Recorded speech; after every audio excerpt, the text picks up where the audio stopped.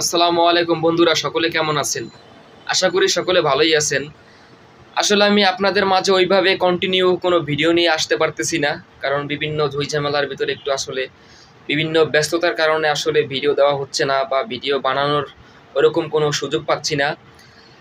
তো আজকে অনেক দিন পরে আপনাদের সামনে একটা ভিডিও নিয়ে আসলাম। বন্ধুরা, আজকে আমরা দেখলাম যে তাণ্ডব আসলে 2-3 দিন যাবৎ কিন্তু বিভিন্ন ওয়েবসাইট থেকে এবং বিভিন্ন ফেসবুকেও কিন্তু মানুষ শেয়ার বা সেখান থেকে কিন্তু মানুষ দেখছে, এবং সেখানে দেখার পাশাপাশি বিভিন্ন ওয়েবসাইট থেকে তারা কিন্তু আপনার ওই তাণ্ডব সিনেমার যে লিঙ্ক ওটা কিন্তু তারা ফেসবুকে শেয়ার করতেছে, কেউ ইউটিউবে আপলোড করতেছে।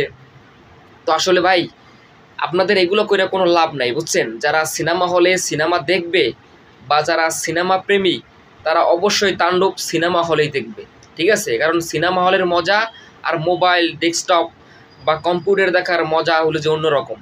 হলে দেখার যে মজা আর মোবাইলে দেখার মজা জীবনও এক হবে না, ঠিক আছে? তো ইতিমধ্যে আমরা দেখতে পেরেছি যে তাণ্ডব যারা পাইরেসি করছে তাদের কিন্তু এক এক করে সবাইকে আটক করতেছে পুলিশ। কারণ তাণ্ডব টিম কিন্তু সেভাবেই, যখন তাণ্ডব সিনেমাটা পাইরেসি হয়েছে একদম পুরো এইচডি প্রিন্ট, বিভিন্ন গ্রুপে বিভিন্ন ওয়েবসাইটে যখন তাণ্ডব সিনেমাটা আসলে ঘুরপাক খাচ্ছিল, তারপর থেকে কিন্তু এই সিনেমার যে প্রযোজক শাহরিয়ার শাকিল, তিনি কিন্তু সঙ্গে সঙ্গে গিয়ে থানায় একটি মামলা করে আসছেন। তো সেই মামলার পরিপ্রেক্ষিতেই কিন্তু এক এক করে আটক হচ্ছেন যারা তাণ্ডব সিনেমা পাইরেসি করছেন, যারা তাণ্ডব সিনেমার পিছনে লেগে গেছিলেন, যে ষড়যন্ত্র করে সাকিবকে নামাতে হবে, সাকিবকে দাবিয়ে রাখতে হবে, সাকিবকে উপরে উঠতে দেওয়া যাবে না। আসলে এগুলো করে কোনো লাভ নাই, বুঝছেন? কারণ তাণ্ডব কিন্তু অলরেডি যে ব্যবসা করার তা কিন্তু করে ফেলেছে, কিন্তু তারপরও আসলে একটা সিনেমা একজন পরিচালক, একজন প্রযোজক যে কতটা আশা স্বপ্ন নিয়ে যে নির্মাণ করেন। তো পরিশেষে আমি বলতে চাই, যারা বাংলা সিনেমাকে ভালোবাসেন তারা কখনোই আসলে এইভাবে এই কাজ করেন না।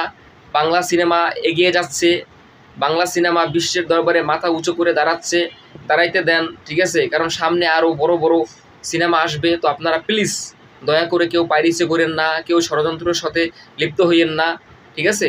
সকলে ভালো থাকেন।